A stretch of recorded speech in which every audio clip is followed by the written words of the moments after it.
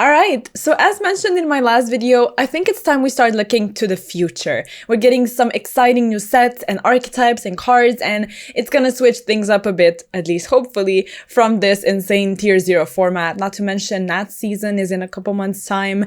So today we're going to be talking about some really cool cards coming out of Legacy of Destruction. I'm super excited to get into today's video. Please let me know which cards you feel like are your top choices. What are you going to be picking up? So share your thoughts in the comments and like the video if you enjoy it. So let's go ahead and get started. The first card I want to talk about is actually the quick play spell card Metaltronius. Basically, you get to target a face-up non-token monster your opponent controls, and you special summon a monster from your hand, deck, or extra deck that has 2 or more of the same type, attribute, and or attack. So it's specifically those 3 things, and only 2 have got to match. And the effects are negated. If you do, you negate the targeted monster's effects. Then, if those 2 monsters have the same name, you can banish both face down. And what's a really cool thing about this card is the fact that your opponent cannot activate the targeted monster's effect in response. So they can respond with other things, not with the monster though. So that's important. I think this card is going to see play. I have a feeling that people are going to find some niche situations where they're going to be able to utilize it.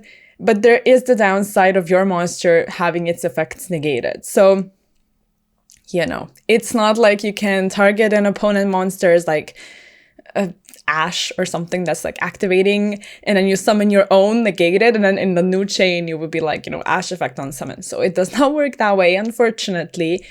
But you're still able to get out a body, or you can get rid of both bodies so your opponent doesn't have, a piece of, I guess, their combo to work with. So I think this card is kind of nice. I think it's interesting.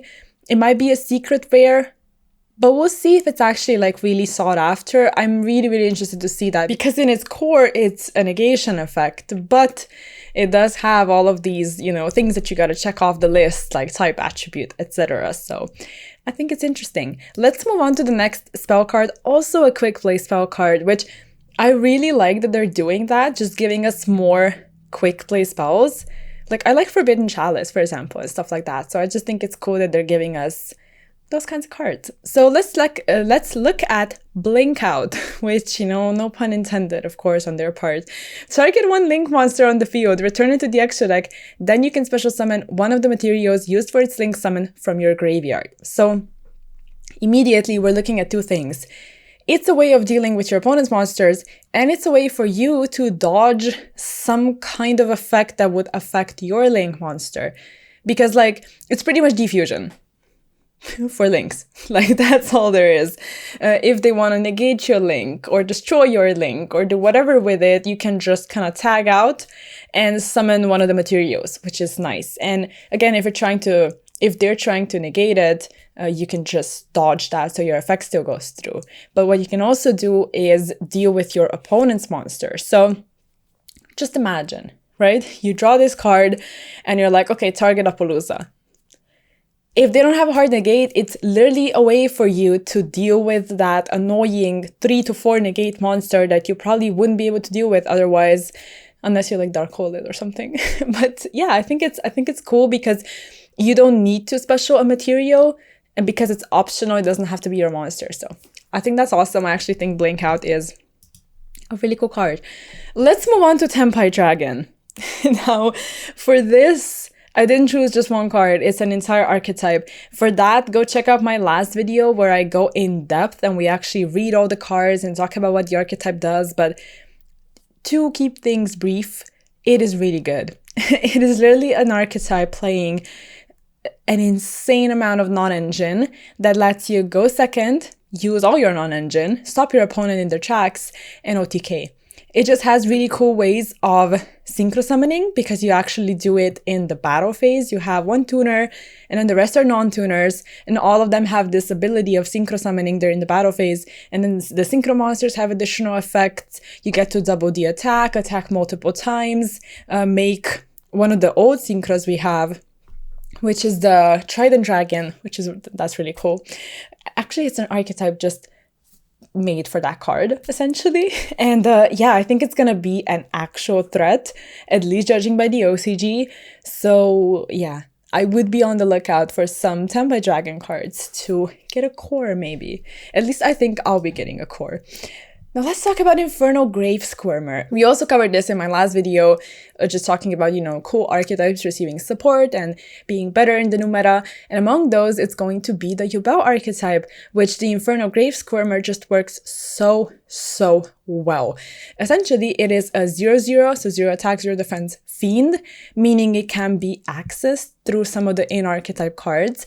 And if you control a fiend monster, as a quick effect, you're able to special summon the card from the hand, destroy a monster you control that's Yubel or mansions it. It is, I said mansions, so weird. It is optional, so you can destroy, but you don't need to. Of course, if you destroy Yubel, you get some benefit off of it. And then you can also banish this card from the graveyard to special summon a fiend monster with 0 attack and defense from your hand or grave. So it's essentially getting you 2 bodies and just helps with your combos.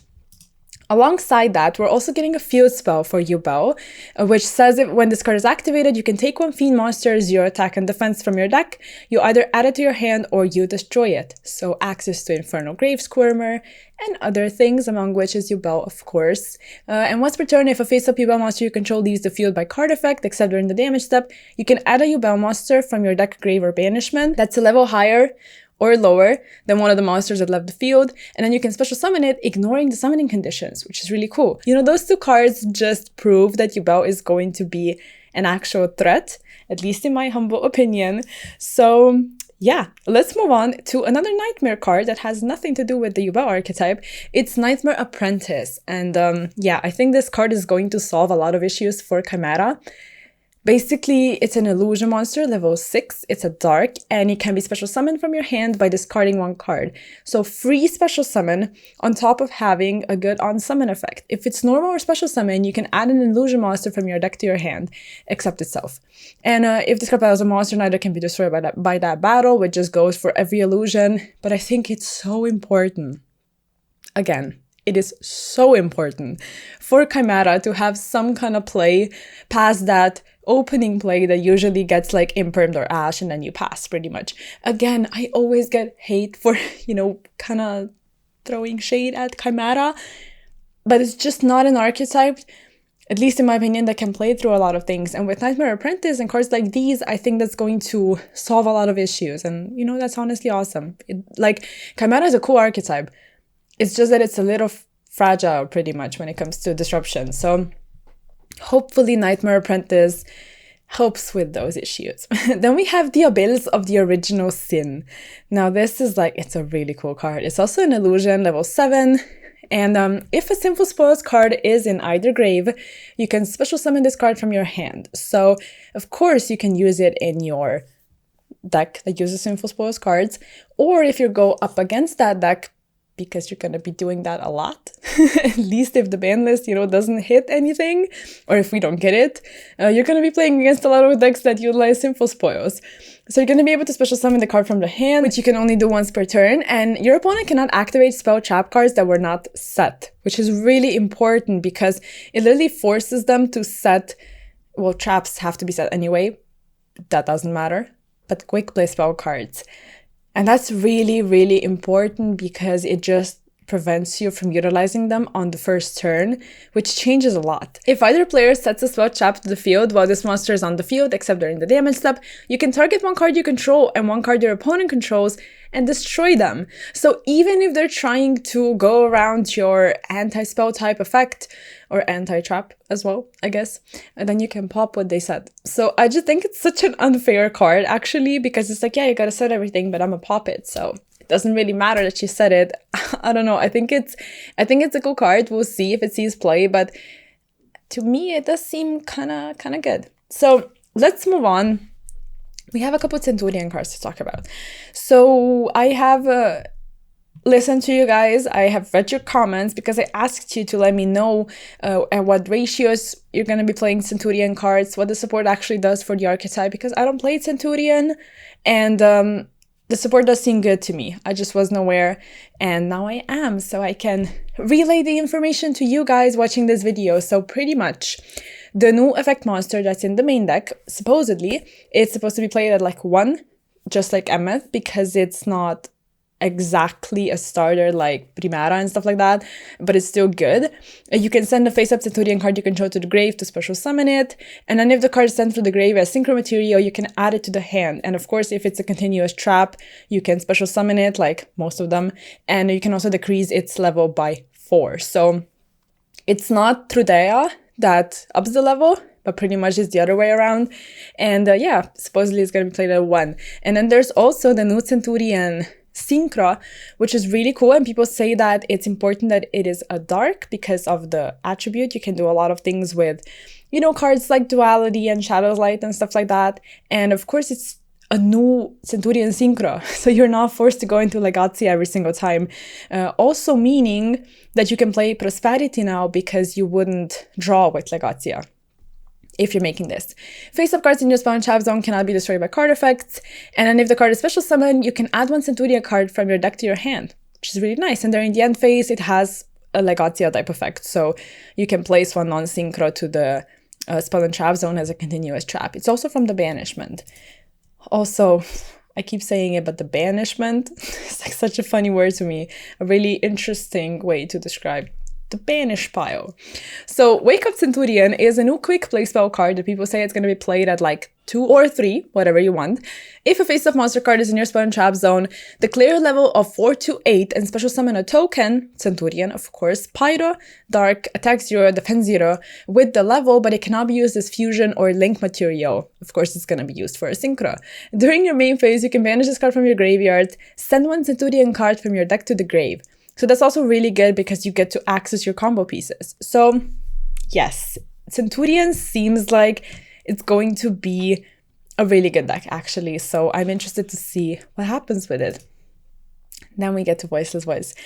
I don't think the ritual is that busted. Like, it's fine. It is an okay card, but the spell card is more important in my opinion. It is continuous, obviously a target for law. You can target one Voiceless Voice card in your grave or banishment except Blessing, add it to your hand, which is great. Gets you, like, replenishes your resources. If a non-ritual monster is normal special summon face up, you can ritual summon 1 Light Warrior Dragon ritual monster from your hand by tributing monsters from your hand and or field whose total levels equal or exceed the ritual monster's level. And if you do, it cannot be destroyed by battle, which is great. It's literally like protection, lets you ritual summon, gets your resources. You know, I like it. And as for the last card for today's video, it is probably, we'll see, not a meta relevant card, but I had to include it in this video. It's Enlightenment Dragon. Now look, I like Lightsworn. I like Lightsworn Edison. I like Judgment Dragon. I am afraid of facing Judgment Dragon, but I had to include this card because it's a fusion of Judgment Dragon and Punishment Dragon, and it's so cool. I'm just super excited for it. Level 10 Dragon Light, 3k, must be special summoned by banishing both cards, each from the monster zone and grave, and you basically, as a quick effect, get to pay 2k life points to banish all other cards on the field and in the graveyards, and during the end phase, of course, it mills 4. Because a Judgment Dragon.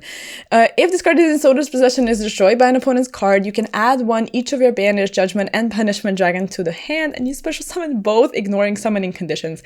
I get it. I know we're not gonna be like facing a deck that does this every single time. It's not gonna be meta relevant, I assume, but I don't know, it just gets me so excited. So yes, that's going to be it for the video. Thank you for watching. Let me know which cards you think are the most broken and going to be the most sought after cards from the set, or what cards you just simply like, because there's all the cool support cards like Valmonica and Memintotlan and like a new Raika archetype for plants. There's a lot of cool cards coming out of that set, and I do hope it's going to freshen things up a bit in this meta. So hope you liked the video. Make sure to give it a like if you did, and yeah, I'll catch you in the next one. Bye!